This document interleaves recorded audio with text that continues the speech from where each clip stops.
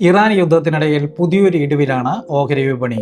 Stock മാർക്കറ്റിൽ നിക്ഷേപിക്കണമെന്ന് ആഗ്രഹമുണ്ട്, പക്ഷേ എവിടെ നിന്നാണ് തുടങ്ങേണ്ടതെന്ന് അറിയില്ല, അല്ലെങ്കിൽ ഇത് വളരെ കോംപ്ലിക്കേറ്റഡ് ആയി തോന്നുന്നു.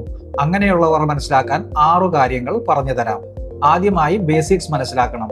നിങ്ങൾ ഒരു സ്റ്റോക്ക് വാങ്ങുമ്പോൾ ആ കമ്പനിയിലെ ഒരു ചെറിയ ഉടമസ്ഥാവകാശം തന്നെയാണ് വാങ്ങുന്നത്.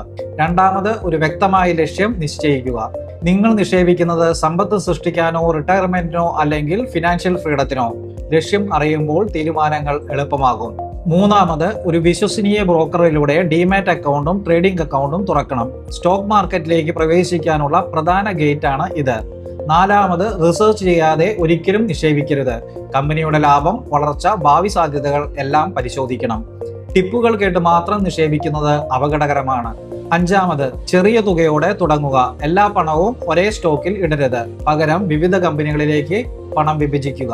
അവസാനമായി, ക്ഷമയാണ് ഏറ്റവും പ്രധാനപ്പെട്ടത്. സ്റ്റോക്ക് മാർക്കറ്റ് ശരിക്കു പറഞ്ഞാൽ ദീർഘകാല നിക്ഷേപകർക്ക് വേണ്ടിയാണ്.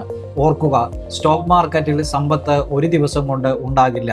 സമയം കൊടുത്താൽ വളരുകയും ചെയ്യും.